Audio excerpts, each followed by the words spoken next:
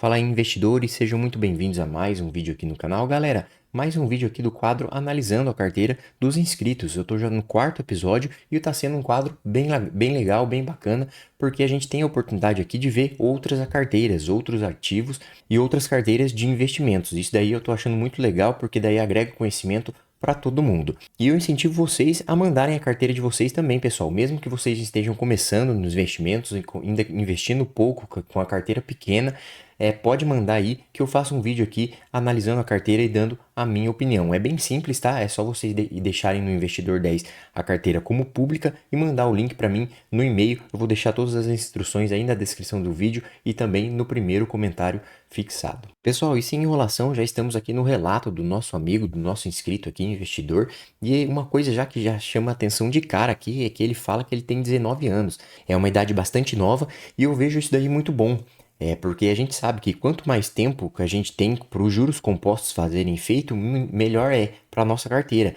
Conforme o tempo vai passando, a gente vai conseguindo receber cada vez mais dividendos e esses dividendos sendo reinvestidos na própria carteira, que vai formando aquele efeito bola de neve dos juros compostos e formando uma carteira cada vez maior. Então, parabéns, a gente ultimamente está vendo cada vez mais pessoas aí de uma idade que acabou de atingir a maior idade e mesmo assim já está pensando no futuro, já está começando a investir. Ele fala aqui que ele já começou a investir há quase um ano, dá aula particular e consegue aí uns 200, 250 reais para aportar no mês, pessoal. E isso daqui é muito bacana para quem acha ainda que precisa de muito dinheiro para começar a investir. Mentira, a gente consegue aí começar investindo devagarinho, começar aos pouquinhos, aprendendo aos poucos com 100, 150 reais a gente consegue começar a investir, porque muita gente fica dando desculpa. Ah, quando eu tiver bastante dinheiro para investir, quando eu tiver 5 mil, quando eu tiver 10 mil, eu começo a investir. E não é assim. Eu acho que o importante é ir sempre ir começando aos pouquinhos mesmo, ir devagarzinho, ir aprendendo, ir aportando aos poucos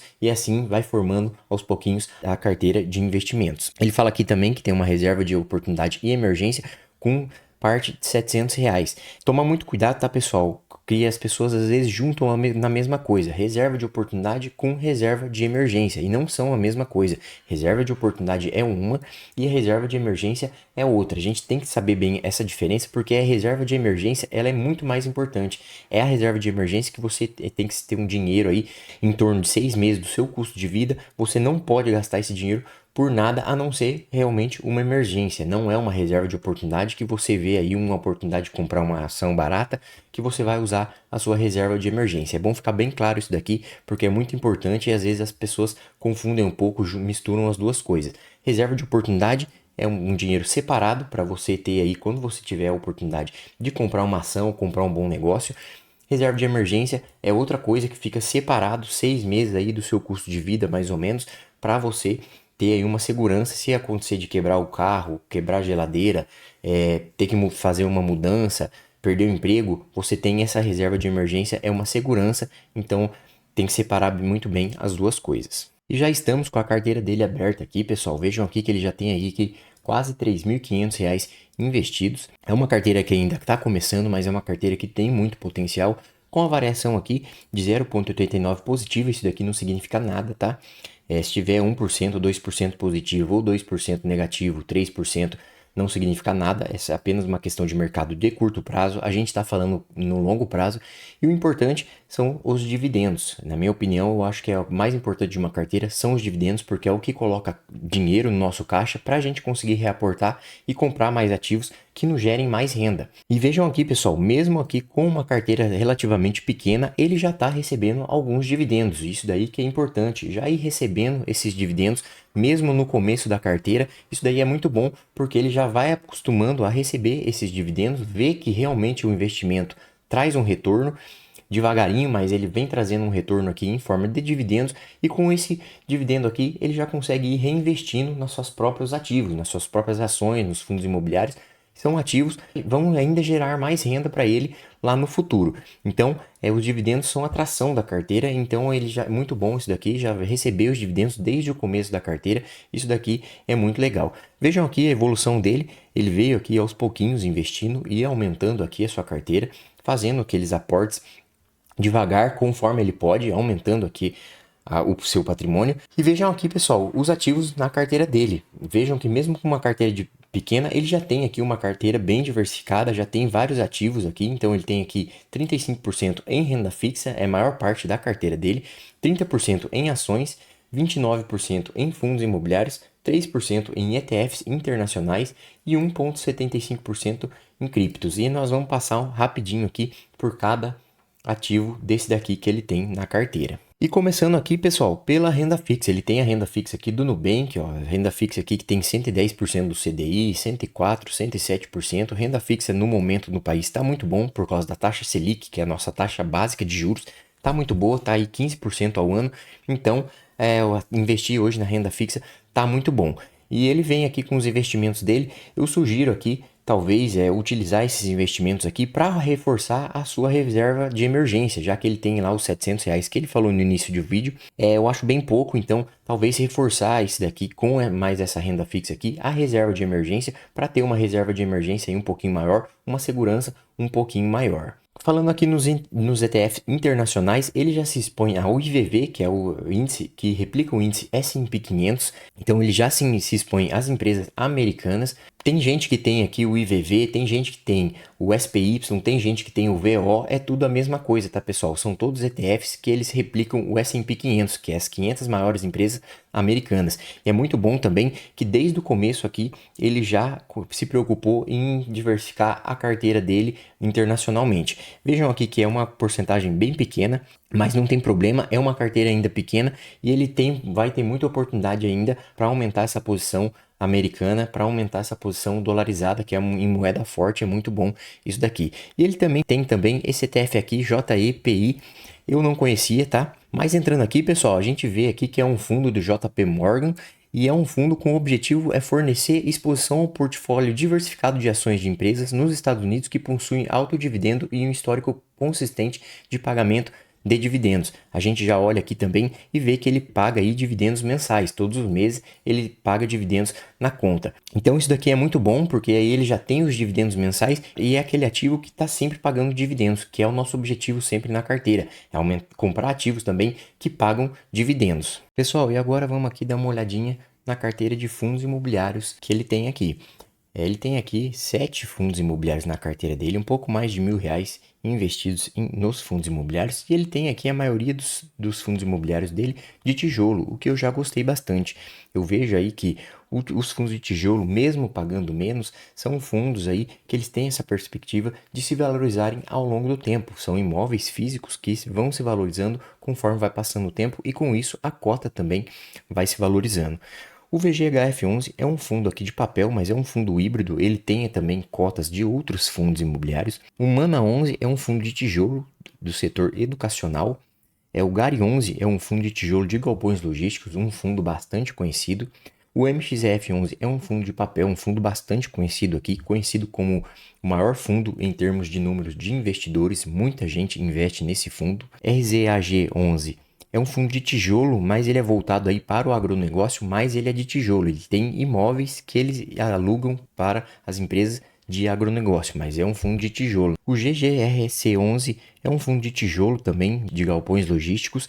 VIUR11 é também um fundo de tijolo, mas aí no segmento mais de varejo. Gostei bastante da carteira dele de fundos imobiliários, não tem muito o que falar, né? Mas eu vejo aí que sempre nos fundos imobiliários a gente tem que ter sim uma carteira mais diversificada e talvez uma carteira aí um pouco mais defensiva, sendo mais fundos imobiliários de tijolo, que são empresas aí que têm um imóvel físico, então tem essa possibilidade de se valorizarem ao longo do tempo. Aqui, pessoal, vamos falar um pouquinho das ações, pessoal, a classe de ativos que eu gosto mais de falar e é a classe de ativos que eu acho que ele pode dar um pouquinho mais de importância na carteira dele, focar um pouco mais, investir mais nas ações da carteira. E por que eu falo isso, pessoal? Porque as ações, elas sim têm essa perspectiva de pagamento de dividendos e também uma boa valorização ao longo prazo, visto que as empresas normalmente elas tendem a entregar cada vez mais lucros e cotação segue lucro. Quando a empresa entrega um lucro melhor, a sua cotação também sobe. Isso no longo prazo, a empresa vai aí tendo essa valorização da cotação, uma valorização muito boa. Então a gente consegue aí receber bons dividendos de empresas e também ter essa perspectiva de valorização no longo prazo. A primeira empresa da carteira dele aqui é a Petrobras. É uma empresa muito boa, uma ótima pagadora de dividendos, só tomar um pouquinho de cuidado, porque é a primeira posição dele aqui e ele tem quase 10% em carteira da empresa. Visto que é uma empresa de commodity, então é uma empresa mais complicada, também é uma empresa estatal, tem bastante influência do governo. Petrobras pode ter sim em carteira, eu também tenho em carteira, mas tomar cuidado com a porcentagem em carteira. Petrobras, o ideal aí era ter aí no máximo 10% em carteira, então ele já está aqui bem perto.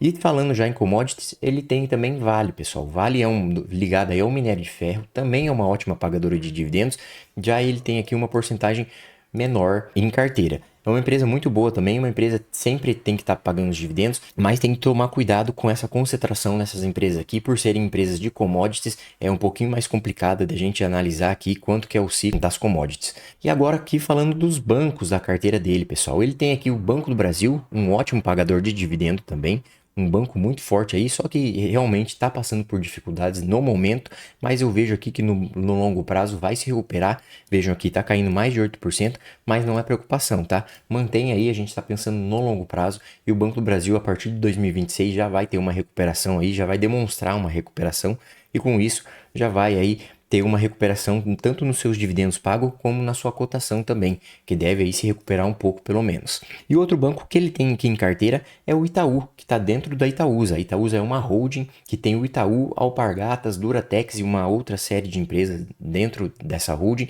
mas o carro-chefe da Itaúsa é o Itaú, que vem cada entrega de resultados apresentando melhores resultados. Então é um banco muito bom, um banco que eu também penso em colocar em carteira, é um bancão muito forte mesmo. Cada anúncio de resultados aumenta nos seus lucros, então é muito forte mesmo. Gosto bastante também de Itaú. Falando aqui um pouquinho das seguradoras, pessoal, ele só tem uma seguradora dentro da carteira. Eu vejo aqui que cabe mais uma seguradora dentro da carteira, como BB Seguridade, mas Caixa Seguridade já está excelente, é uma ótima seguradora, é uma empresa aí defensiva, uma empresa aí que vem também apresentando cada anúncio de resultados maiores lucros e que tem a previsão aí dos analistas de no próximo ano, no ano de 2026, já chegar aí a pagar 2 dígitos de dividendos, em torno aí de mais de 10%. Então é uma empresa muito boa, eu vejo aqui que cabe sim colocar na carteira uma BB Seguridade da Vida, que é uma seguradora também, e é uma ótima pagadora de dividendos. Falando aqui das elétricas da carteira dele, tá? Ele tem CEMIG.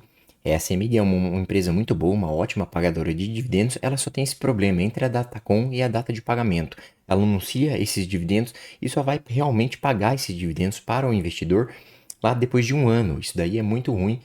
Não é muito bom para quem é um investidor iniciante, porque o investidor iniciante quer logo esses dividendos para já reinvestir, já quer receber esses dividendos na conta para já reinvestir em outra ação pagadora de dividendos. Então, o investidor iniciante não gosta muito da empresa, mas eu acho uma ótima empresa, gosto da empresa, tenho em carteira também e vejo aí que se a gente tiver paciência para receber esses dividendos, não vê problema nessa demora do pagamento de dividendos, é uma ótima empresa. Sentiu a falta aqui de mais uma elétrica na carteira. A elétrica é do setor perene aí, do setor BEST, um setor bem previsível, então eu gosto bastante das elétricas. Eu senti aí que cabe aqui na carteira dele mais uma elétrica. Talvez Inês Energia, tem Taesa, Eletrobras, diversas elétricas aí para escolher, elétricas muito boas. E a última empresa aqui da carteira dele é Klabin, pessoal, de papel e celulose. Klabin é uma boa empresa, tá? É uma ótima empresa, mas é uma única empresa aqui da carteira dele que eu não teria em carteira. Por quê? Porque Klabin, ela perdeu essa política dela de pagamento de dividendos. É uma empresa aí que ela está investindo nela bastante, para crescer bastante, é uma empresa que quer continuar crescendo, deixou em segundo plano essa questão de pagamento de dividendos, tanto que hoje ela não tá pagando aí nem 6% de dividend yield por ano. Então a Klabin deixou de ter essa política pagadora de dividendos e por isso eu não teria em carteira, mas não tenho nada contra a empresa, pelo contrário, é uma ótima empresa, uma empresa muito boa e eu vejo aí que a Klabin pode crescer muito nos últimos anos. Mas, como a minha estratégia mais é voltada para dividendos no longo prazo, eu não teria em carteira. Gostei bastante da carteira de ações dele. Eu vejo aqui que, como eu tinha já falado, é uma carteira que, dentro das ações, que eu vejo aí uma oportunidade maior do que nos outros ativos. Eu vejo que dava para explorar um pouquinho mais isso daqui, aumentar a carteira dele de ações, colocar aí mais uma elétrica, mais uma seguradora na carteira e aumentar aí esse valor investido nas ações, aumentar esse valor para você conseguir aí receber mais dividendos conforme for passando o tempo, vai acontecendo as data com os anúncios de dividendos das empresas, você vai recebendo mais dividendos. Mas fora isso, gostei bastante da carteira. Eu vejo aqui que se você continuar nessa pegada aqui, você vai crescer bastante aqui essa carteira de dividendos.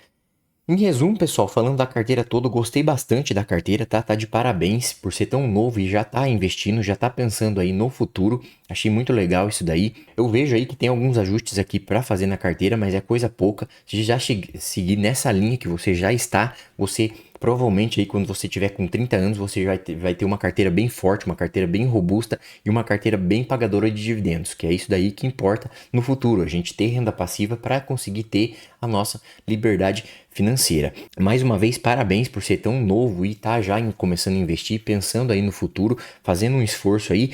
E o mais importante, conforme você vai evoluindo sua idade, vai se evoluindo profissionalmente, você vai conseguindo ganhar um pouco mais. E com isso, não aumente muito o seu padrão de vida, aumente os seus aportes na sua carteira. Assim você vai conseguir o equilíbrio entre aproveitar a vida, comprar suas coisas, que é importante sim, realizar os seus sonhos, mas também aumentar um pouco mais os aportes. E aumentando os aportes, você tem aí, consegue crescer sua carteira mais rápido. E com isso, a liberdade financeira lá para frente vem mais rápido. Tá de parabéns, é uma carteira muito boa.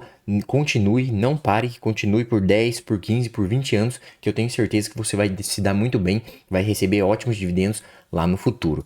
Novamente, se vocês quiserem aqui mandar a carteira de vocês, eu estou disposto aí a olhar a carteira dos inscritos, olhar aqui, dar uma minha opinião, fazer uma análise de como que está a carteira, como que tá os ativos da carteira. Eu vou deixar as instruções na descrição do vídeo e no primeiro comentário fixado para vocês mandarem aí a carteira de vocês, para eu também fazer um vídeo mostrando para o pessoal a carteira de vocês. Então é isso, pessoal. Eu espero que tenham gostado do vídeo. Se inscrevam aqui no canal e até a próxima.